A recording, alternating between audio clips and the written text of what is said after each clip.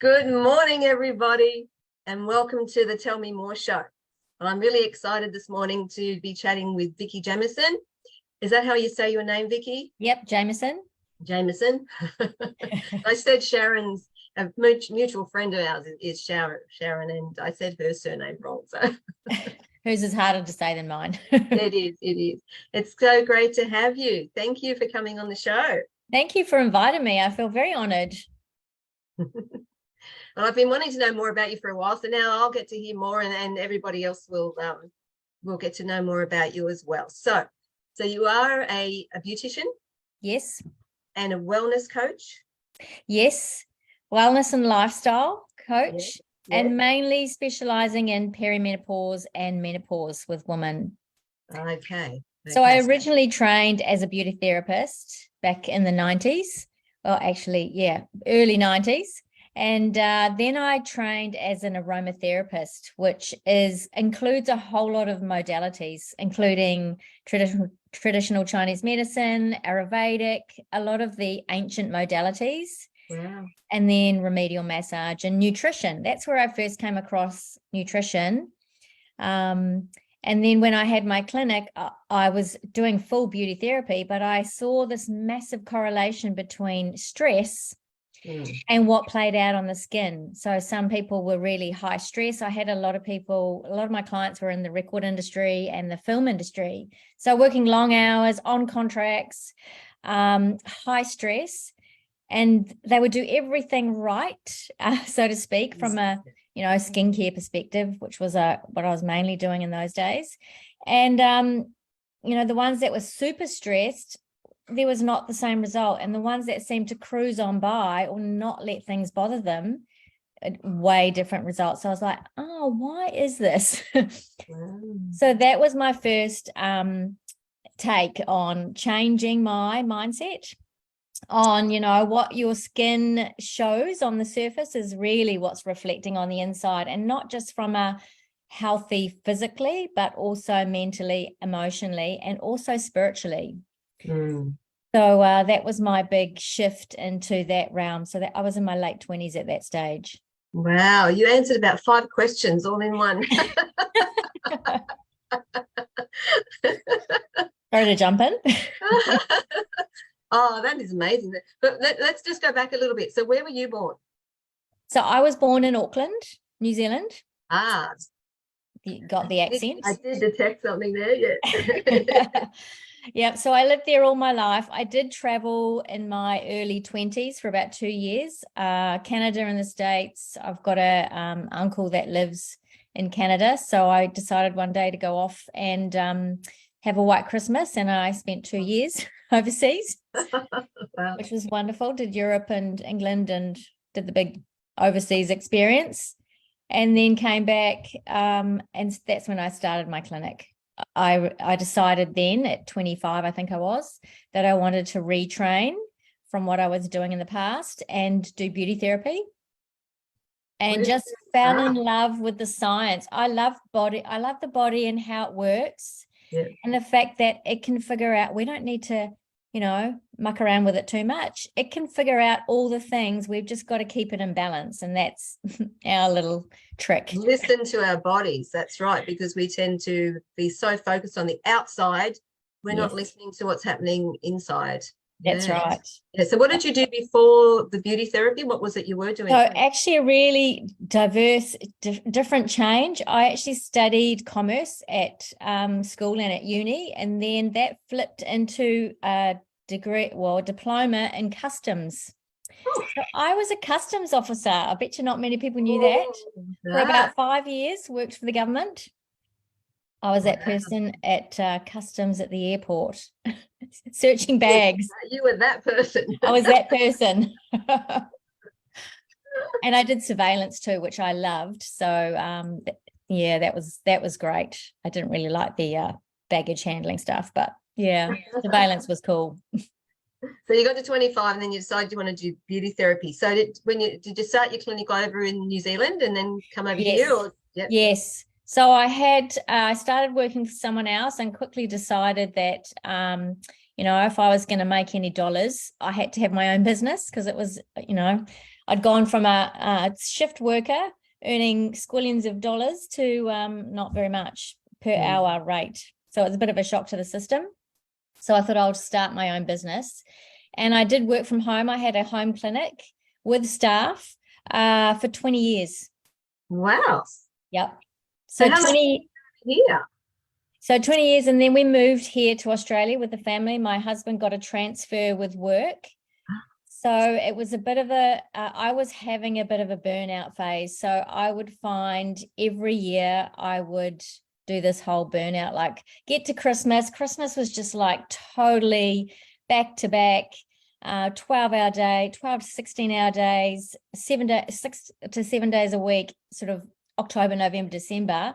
I'd get to Christmas Day and I'd literally be crying about something because I was so exhausted. Wow. And every year I'd say, I can't do this anymore. I'm getting too old. I can't. And I know I was 40. I remember thinking, I'm only 40. I'm only halfway through my life. I've got to sort this out. Yeah. And then so at that stage, I also had a few health challenges with tumors, and they were all good. Oh, but I had to have a bit of surgery, and I just thought, you know what, it's from stress, because I knew so much about stress.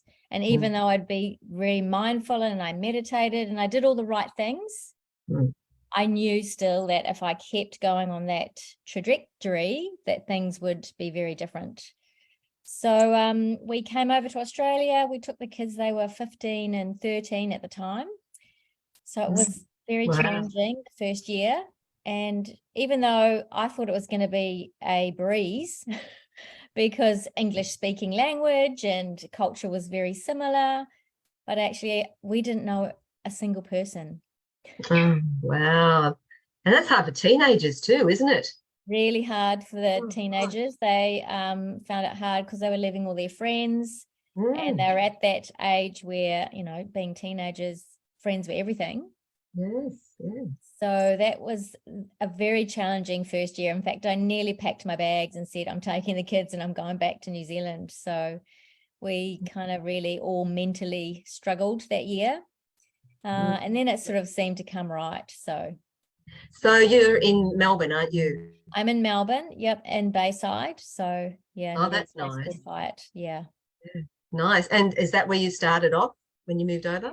We're not far from where we started off. We rented for a while. And that was interesting because, I'm on Google Maps looking at the view, street view, going, yes, we'll take that house. What's it got inside it? Yep, that's got enough room for the dog and the kids. And so I literally did find a rental for a first little while. And I started off in Parkdale because we'd kind of come over and decided about schools.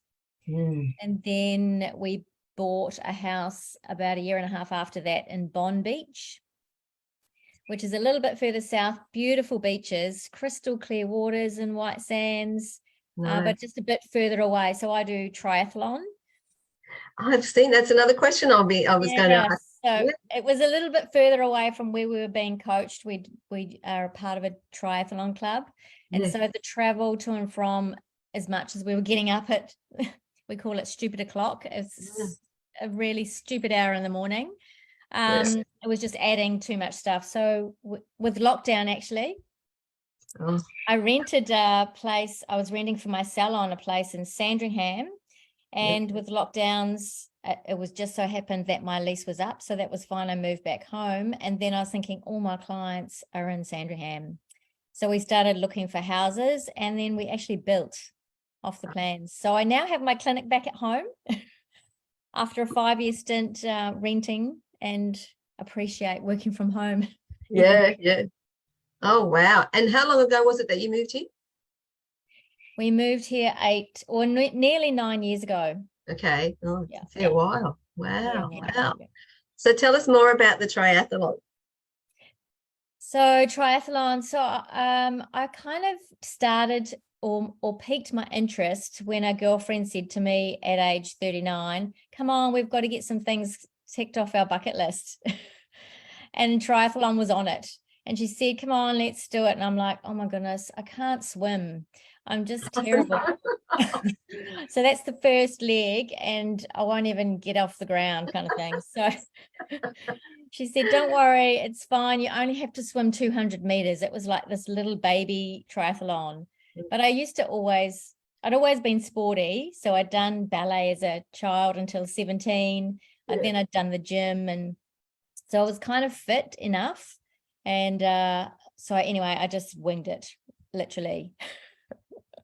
With the mindset that, you know what, I could put my foot down if I really thought I was drowning. So it was so good that I thought, oh my goodness, this is like, I'm done in less than an hour. This is great. So that kind of started my journey. And then when we moved to Australia, my husband decided he wanted to do an Ironman event. Ooh. So that's, just to put that in perspective, that's a 4K swim, 180K bike, and then a 42K run. Oh my God. So there's a lot of training involved. And I thought, you know what, I don't know anyone, and my husband's off till 2:00 in the afternoon on a Saturday and working all week. If I want to see him, I'm going to have to start going to this triathlon club. So the rest is history. Now I'm part of the club. And, yep, doing them all myself, doing half Ironman events, not the Ironman events. So what's the half Ironman? So that distance is a 2K swim, a 80K, 90K bike. I should know this, but I've been up early this morning. 90K bike and a 21K run. So I'm doing a race in 4 weeks' time, actually, over in Perth. Oh my goodness gracious me. So you get up, what, 4 in the morning or something, and go start training? Or yeah, well, 4:30. So 4:30 for a swim session, which is this morning. That alone is massive. 2Ks. Oh God. You get to mid-morning now and it feels like it's the middle of the afternoon. Oh my goodness gracious me. Wow. So, yeah. But I love it because it's keeping my body active. And you know, you realize too, actually, I thought, oh gosh, I'm getting a bit old for some of these things, but I'm 56 and there's a lot of people, a lot of women in the sport, 60 plus and still competing.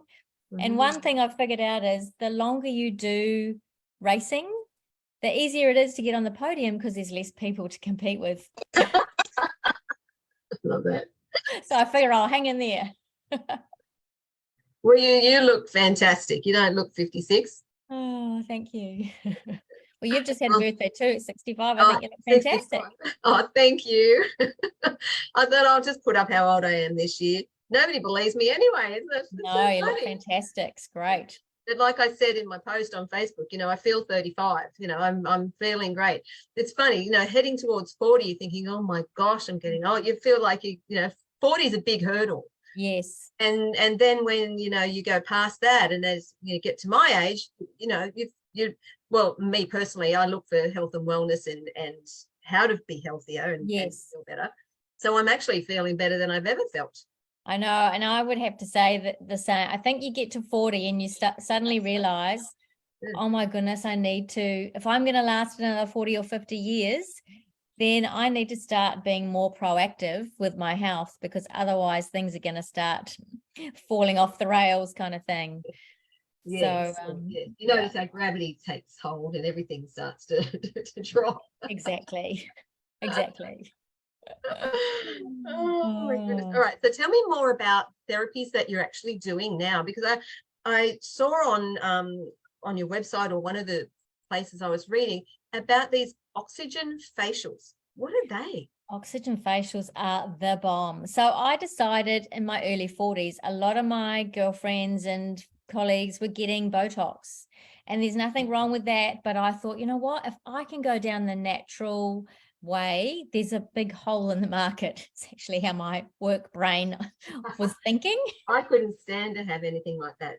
I've been accused of it, but I've never had it because I don't want to have that stuff put in my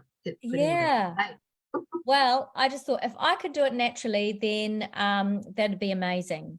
So I went on the search, you know, sort of just not actively, but just keeping my eyes out. And I came across at a beauty expo this oxygen machine. They said, you know, it lifts your face and all these things, boosts your collagen.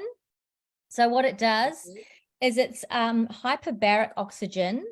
So that's like dive tank oxygen. Wow. So it's pure oxygen that they use in hospitals for healing skin grafts after burns. So they use it in the burn ward.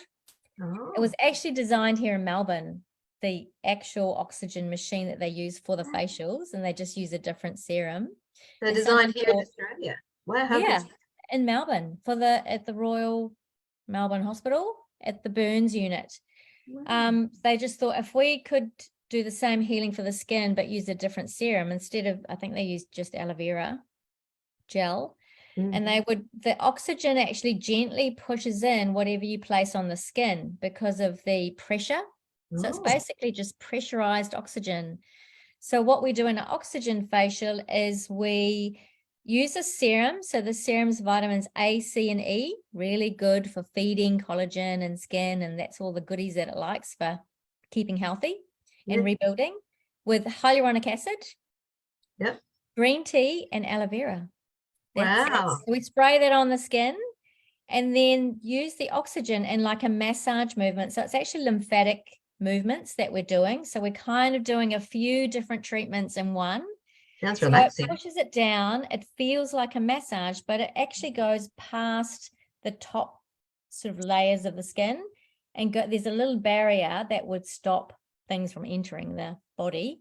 Yeah. And it pushes through that and into your collagen and elastin fibers. So it's basically feeding your collagen food, which is the vitamins, so it rebuilds quicker and stays healthier. I love that. I know. So it's plumping that mattress of your skin. So it's hydrating with the hyaluronic in it.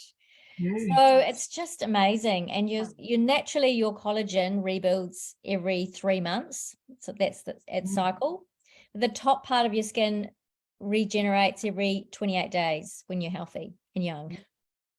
So that's, when you're having regular facials, the idea is you're keeping that turnover at a monthly phase, no matter what your age. And if you're having your oxygen facials to get down to your collagen layer every month, but it's regenerating every 3 months, you've got 3 times the impact or feeding opportunity for your skins to renew for one breakdown session, if you like. So you can actually plump up your collagen faster than it breaks down. That's amazing. That is especially, yeah. And the key when you hit 40, it is a bit of a key age with aging. So you can have a lot of processes that start breaking down, but one of which is stress and hormones for women start really impacting the rate at which your collagen breaks down. It becomes much, much faster. So I was like, if I can do anything to, help my clients, but also help me, that's the thing that's sort of driven all my anti-aging philosophies, is the whole thing. What am I experiencing now? How can I be, at my optimum, and physically, mentally, emotionally, and then what can I then offer my clients? So that's kind of been the impetus for my whole business, and as it's evolved and changed and morphed. Yeah, wow. But that sounds amazing. When I'm down in Melbourne, I'm going to have to come over to you and have one of those. Yes, come and have one. It's just delightful. Yeah, it sounds incredible. I've only ever had one facial, and that was on a cruise back in 2016. Wow. And I thought, oh, this looks interesting. I might go into the spa and try what they have to offer there. And my husband had a massage and I had a massage, and then I said I might try the facial. So I ended up having a facial. It was so nice and so relaxing. So beautiful. Yeah. We usually do a massage as well too. I work a lot on the nervous system because of the stress factor, and just get everyone to, breathe. And then I do a little bit of acupressure, which works on calming the nervous system. And then we do a massage. So it's kind of an all-inclusive, relaxation, but there's a lot more going on than just the relaxation. So you're getting a lot of neurochemicals, but that's what you get with a facial. The touch, we're releasing lots of endorphins. We get a lot of oxytocin. And then, so we're actually calming our brains down a lot and our nervous system, and that whole busy to the chill, calm, and that's when you get a lot of repairing done. So, and really good for your brain. Obviously, as you get older, that's very important. It is. Definitely.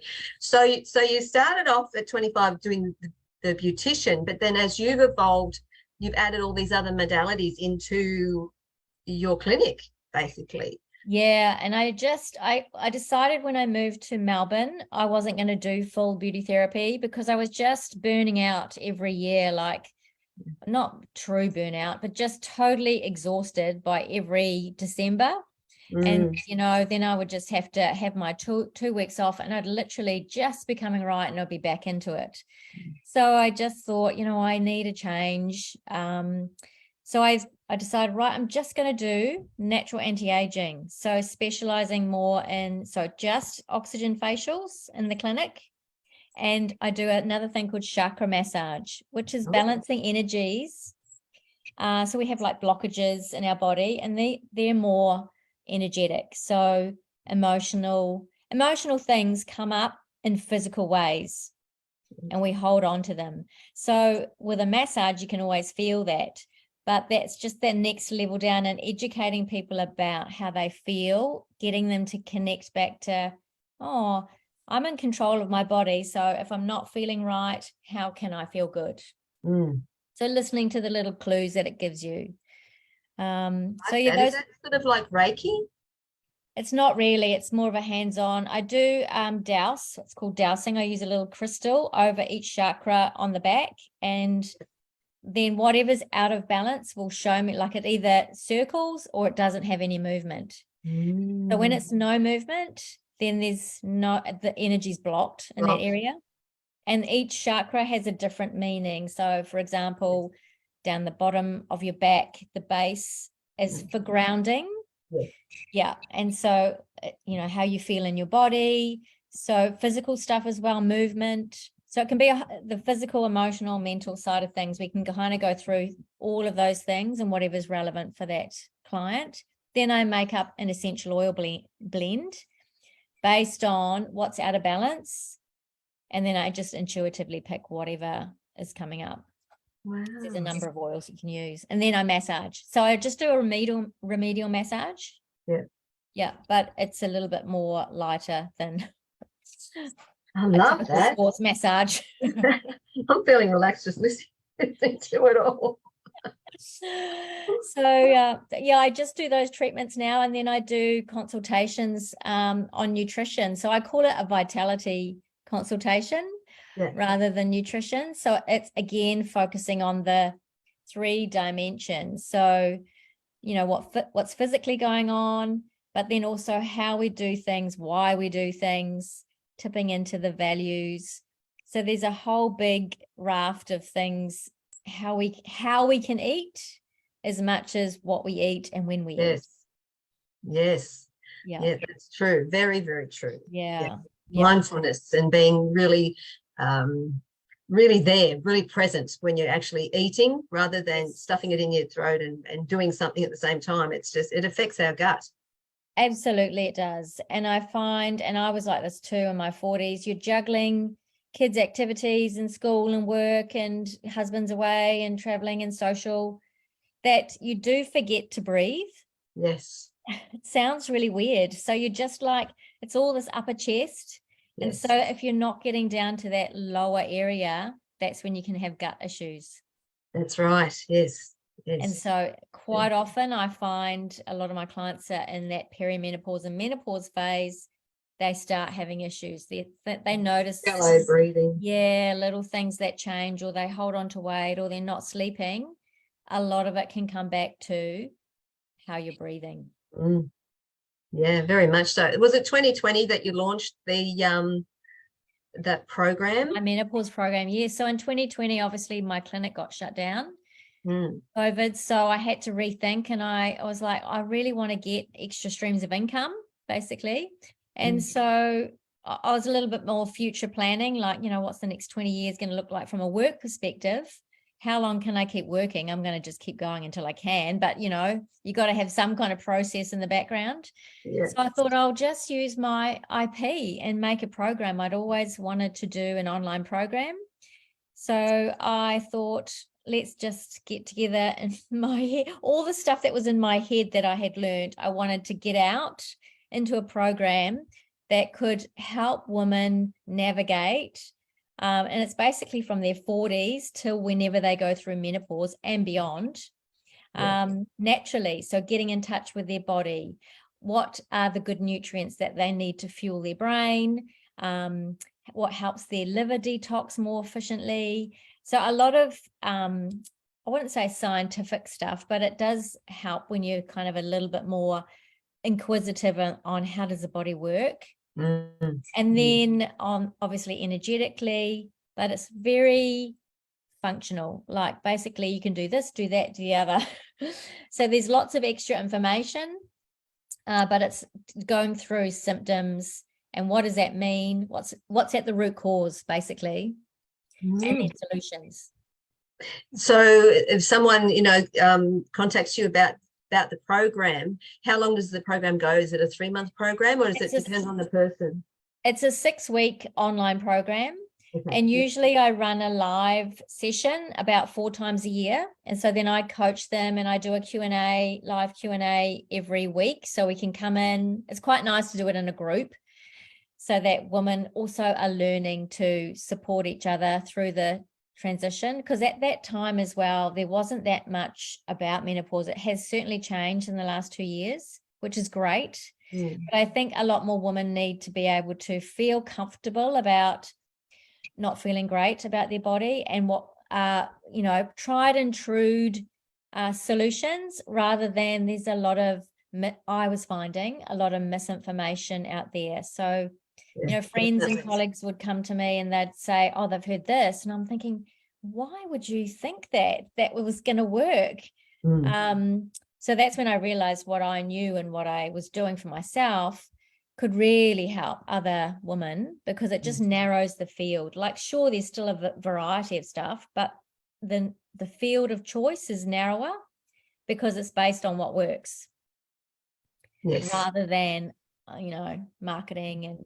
Well, this is it. I was just thinking. I was watching an ad the other night on telly, and not that we watch much mainstream TV, but we were watching something on catch up, and this ad came on, and it was a beautiful ad. They had all the, empowering women and this beautiful music, and it was just fantastic. And then at the end, they showed the product. I'm thinking, oh my God, it was a product. I'm not going to name it, but it was a product that I know causes calcification in the arteries. And they're telling women to take it for their bones. It's like, no, don't do that. Yes, you'll get the extra calcium, but it's going to go into your arteries. That's right. And so that's marketing, that's power. Yeah. So it's I think it's really confusing for consumers. Like, it can even be confusing for when you're a professional and dealing in that all the time. You're still looking at ingredient lists and figuring out stuff all the time because things are constantly changing. And I think everyone's realized that there's a big market out there for us menopausal women, because, there's a lot of women who are, doing it tough, but you still got to, buyer beware, I guess. But it's like, if you can get help, you can save a ton of money and get the results in a much shorter time and have a pleasant experience. I mean, this is a time of life that's actually really exciting. You would know. Because it opens up the door to so many other things. So if you can be healthy and vibrant through that process and not be suffering with, hot flushes and brain fog and, weight gain, and all these things that women struggle with. And yes, obviously our body changes, but, it's can be a really good phase, and it's a good time for women to come together. I think so too, and it doesn't have to be the end. No. I think that's the fear of a lot of women because of generations before. Yeah. They're thinking it's like, oh, that's the end. No, now I'm going to get the arthritis. Now I'm going to get this. Now I'm going to get that. Oh, okay, so at this age, my grandmother got that, so that's what's going to happen to me. It's a mindset thing. They don't realize that it doesn't have to be that way. We can age healthily. And there are solutions out there, natural solutions. Help women through all those processes. And it's wonderful to be that age, because, well, I'm finding, I'm 65, and I wish I'd known back then what I know now. It's you're older, you're wiser, and still learning, forever learning. Forever learning. Yeah, and it's exciting times. I think it's we're going to be moving into, we're almost like the pioneer woman now, our generation, going into the next 50 years, say, because the lifespan, a healthy lifespan is what you're aiming for, but that lifespan for women is going to be much higher. Like at the moment it's 87, by the time, we're going to be getting to that age, and then it'll be like 100, 105. Yeah, 105 so you want to be make the average age. Exactly. So you want to make sure that you're healthy if you get to that age, so you can still tie your shoelaces and hang the washing up and bring the groceries in. That's literally what it comes down to. Or at least watch somebody else do that for you, while you're lying by the pool or something. Exactly. Wouldn't that be nice? A little resort. But yeah, you can, go on holidays and do things and be active and still enjoy your life. Yeah. And sadly, that's not what we're seeing from previous generations. But I do think we need a mindset shift, women and men. And it's amazing, because I do a little bit of public speaking out to organizations, educating on women's health and menopause in the workplace, funnily enough. So it's amazing how many managers, obviously I do usually a exec team meeting first, and then we do staff. The men are very interested, because obviously most of them would have female partners or someone significant in their life that is impacting, so that they can learn about it, and they're very open to making it an easier time for the woman. And if they understand more about the process, then they can support. So I found that really be really positive. So we do need to happy life. Step up as women and just communicate more, but have different expectations ourselves on what we want for the future, and that there is a future, and that it can be like a whole new chapter if we want. Well, that's right. Yes, because we're always evolving and changing, and it's exciting, because we don't know what's around the corner. But if we've got a positive mindset, we're going to attract more positive things. Yeah, that's it. I do find at that age there's a little bit of a tipping point on women. I'm a little bit more curious on the spirituality side of things, if they haven't been before, which is a really good introduction into how they can then feel more into who they are as a person, coming from that real inner soul perspective. So that's really beautiful when you see that happening. It is. Well, I do believe we are spirits having a human experience. Exactly. And I've always sort of felt that as the older I've got, the more spiritual I've become. Because the more I'm realizing exactly how it does work. Yeah. Learning more, about metaphysics and all sorts of different things. It's just fascinating, because the more you learn, the more you learn, the more you need, you need to learn. And it's just never. The more you know, the more you realize you don't know. So you keep learning. No. Which is just always ever evolving. It is. Yeah. So what is your vision of the future for your business? So for my business, I'm wanting to, obviously, as time goes on, I'll have to phase out more clinic work. So currently I'm doing, this year I've gone back to full-on clinic work. But next year will change that again. So I'll do 3 days clinic, so that I can do more speaking opportunities and work more with getting my program out there, so I can really impact women and doing a few more workshops and that type of thing. So go back to those live events, which I love. And also, as you are aware, with that science of nutrigenomics, which is actually positively impacting our genes, educating more women on how that can make a massive foundational difference to how we feel from that vitality perspective. And we don't have to be that victim to our genes, what we thought we were going to be. going right to the cellular level and healing right there and then. And like you said before, finding the core Yes. issue. Yeah. And it's the way of the future. It definitely is. Yeah. And I think definitely that'll be the way forward from a nutritional perspective. Nutrition will change and evolve, and obviously it's going to be more personalized. I think skincare will be a lot more personalized based on skin microbiome, which is probably the next thing coming.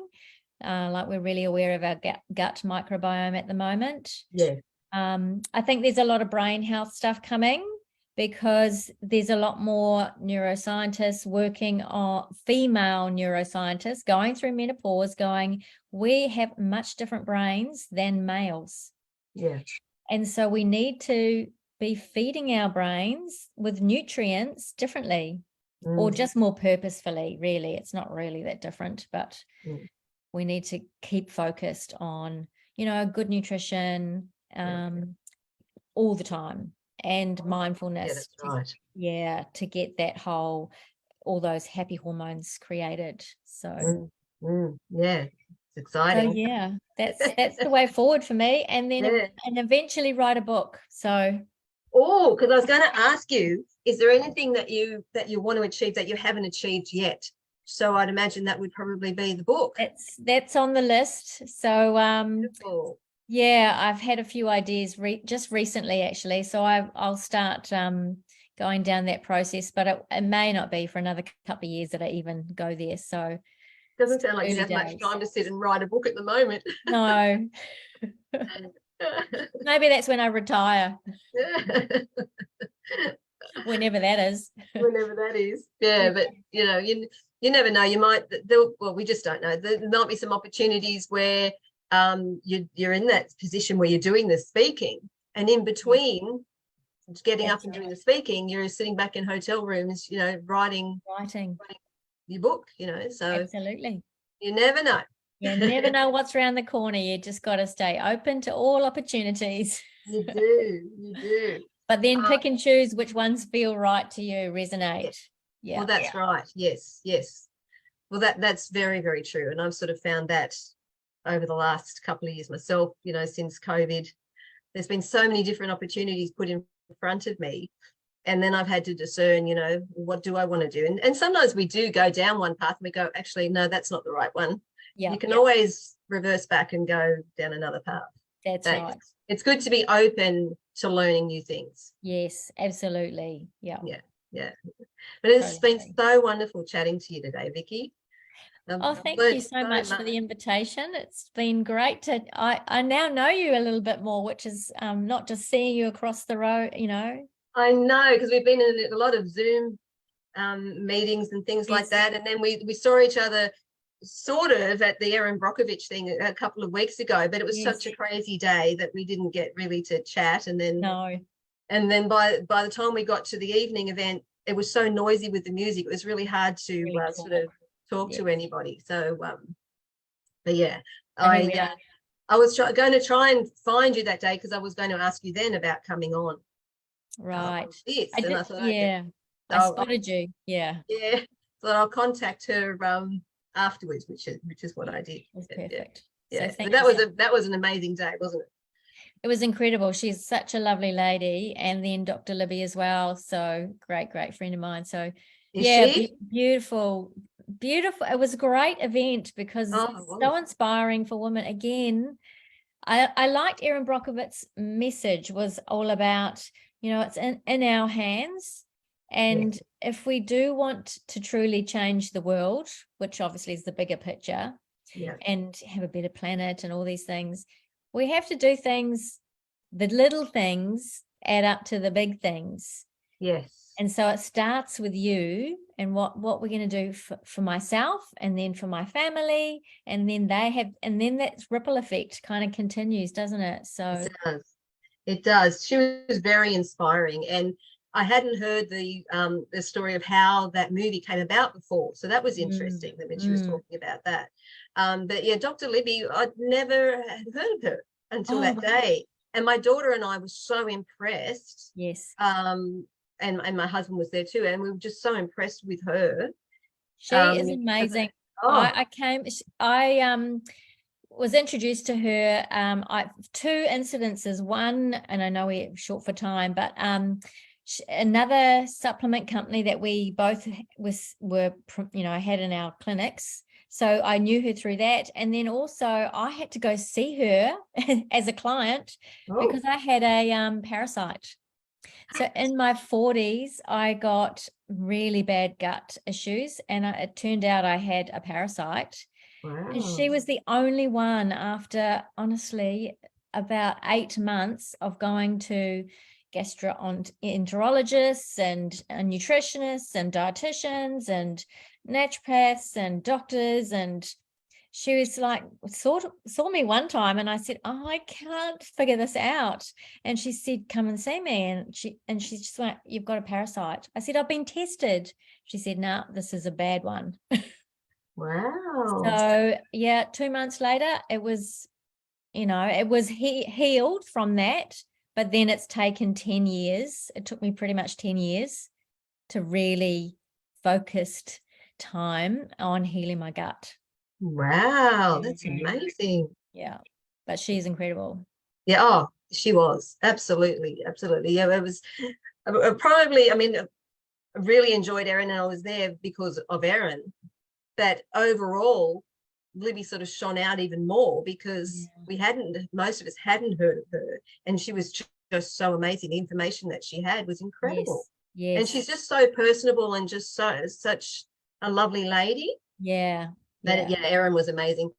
My daughter and I got to have private meeting with Erin before the event in the ladies' toilet. Oh, really? It's so funny because before the event, Natalie and I, we went to the toilets, and then I was just about to go, and I just put some paper down on the seat, and I heard my daughter say, because she was waiting to her turn, and I heard her say, "Are you Erin? Oh, we're here to see you." And I'm going, "What?" So I stopped what I was doing, left my bag in the toilet, opened the door, and I said, "Hi, I'm her daughter." And then she said, "Oh, want photos and everything." So she took over. She actually held my daughter's phone and holding it up. She said, "We've got to get the right lighting." And she said, "I'm the tallest, I'll do it." And then she said, "We don't want them really to see that we're in the bathroom, And then she said, "Oh, stuff it," because the light was so perfect. You could see that we were in the bathroom. And she took her time. She was talking to us. She was just so personable and so lovely. That's amazing, that a lady of that celebrity, caliber spends that much time talking to you before, like when you go for a selfie, even after. I don't know if you hung out afterwards, we were doing the photos. She talked to every single person and she looks you right in the eye, and she's present with you. Yes. And I really learned a lot from her that day. But she was poking her tongue out. I didn't put those photos on Facebook. I've just got those privately. But she was poking her tongue out in the selfies, and she was doing all these things. She was having a ball. Oh, yeah. And then we had another lot taken with her at the cocktail party later. Yes. But the ones the professional photographer took, we didn't think were as good as the ones we had in the toilet. Way more natural, And she would love that way more because it's being real and who she is. Yeah. She talks the talk, walks the walk. Yep. She's just so real, and that was what we got out of it that day. Yeah. Just how genuine she is, and she just genuinely has a big heart and wants to help people. Yes. And just incredible. I think that's the message too for women is, you've just got to be you. Yes. Rather than racing around doing all these things that we think people want us to do. So just, be you. Do you. Do you. Everybody else is taken. Yep. Yeah. I'm going to say goodbye to Facebook. Just stay on for a second, Vicky, but I'm going to say goodbye to everyone. And I want to wish you all a really wonderful weekend. And thank you so much for tuning in today. Thanks, guys.